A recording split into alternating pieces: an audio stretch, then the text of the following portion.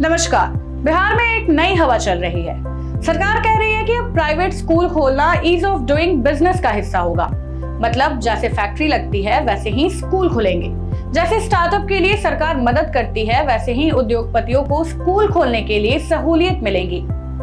जमीन की शर्तें कम होंगी, लाल फीताशाही खत्म होगी। लेकिन सवाल ये है कि जब सरकार खुद मान रही है कि अच्छी शिक्षा के लिए प्राइवेट सेक्टर का आना जरूरी है, तो फिर बिहार में इन 78,000 सरकारी स्कूलों के तौर पर जो सफेद हाथी पाले जा रहे हैं, उनकी जरूरत क्या है? आज इस रिपोर्ट में हम आगे बिहार सरकार के इसी कंफ्यूजन का पोस्टमार्टम करने आए हैं। हमारे मन में गुस्सा है, तकलीफ है और इस पूरी व्यवस्था के प्रति दर्द भी है। आज एक प्रमुख अखबार में खबर आई है कि सूबे में निजी स्कूल खोलने की शर्तों में छूट दी जाएगी।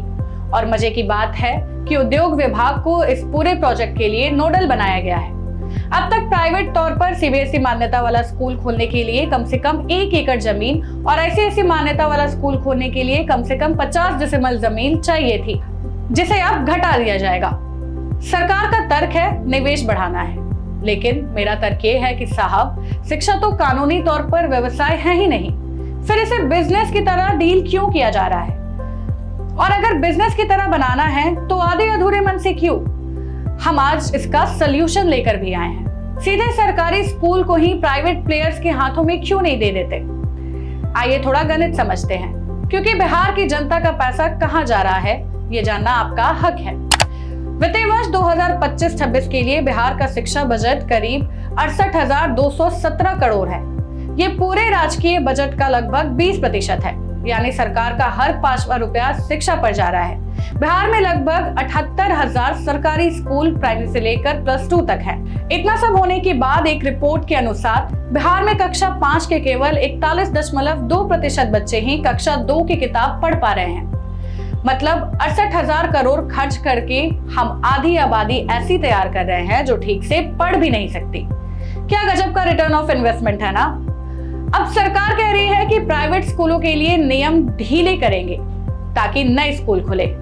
अरे भाई, जब आपके पास पहले से ही 78,000 स्कूल हैं और लाखों शिक्षक हैं, तो नए प्राइवेट स्कूलों की जरूरत ही क्यों पड़ रही है? इसका सीधा मतलब है कि आपको अपने ही सिस्टम पर भरोसा नहीं है।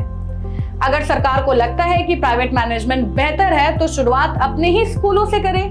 सरकारी स्कूलों के प्राइवेटाइजेशन का डर छोड़िए और इससे एक प्रोजेक्ट की तरह शुरू कीजिए। बिहार की गरीब जनता के हजारों करोड़ बचेंगे और बच्चों को असली शिक्षा मिलेगी, सिर्फ खिचड़ी और मुफ्त की किताबें नहीं।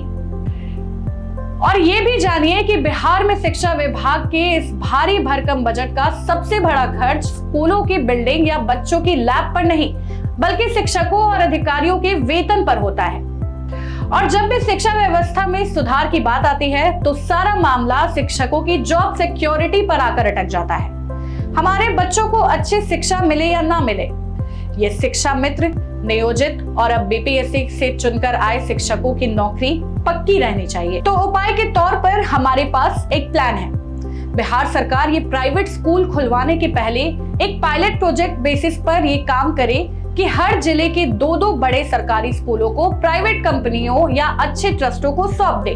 वो अपनी मर्जी से स्टाफ रखे, परफॉर्मेंस देखे और रिजल्ट देखे। इससे कम से कम उन नकारा अधिकारियों और फाइल दबाने वाले बाबुओं की फौज से तो मुक्ति मिलेगी, जिनका घर जनता के टैक्स के पैसे से चलता है, लेकिन जिनके खुद के बच्चे ही प्राइवेट स्कूल में पढ़ते हैं। अगर सीधे स्कूलों और स्टाफ का प्राइवेटाइजेशन नहीं करना, तो एक और उपाय है, स्कूल और उसकी व्यवस्था प्राइवेट हाथों में सौंप दी जाए, जबकि शिक्षकों की बहाली सरकार अपने हाथ में रखे। लेकिन अब उनके लिए एक कठोर पारदर्शी मूल्यांकन प्रणाली लाइए। शिक्षकों को पढ़ाने के अलावा हर काम, जनगणना, चुनाव, राशन से मुक्त करे, लेकिन उनके परफॉर्मेंस का डेटा पब्लिक करे। जो शिक्षक बच्चों को सिखा नहीं पा रहा, उसे सुधारने का मौका दे, नहीं तो रिटायर करने की हिम्मत दिखाए। लेकिन यहाँ तो मामला वोट बैंक का है। किसी को नौकरी से निकाल दिया तो आंदोलन होगा, चुनाव हार जाएंगे, इसलिए बच्चों के भविष्य की बलि देना ज्यादा आसान है।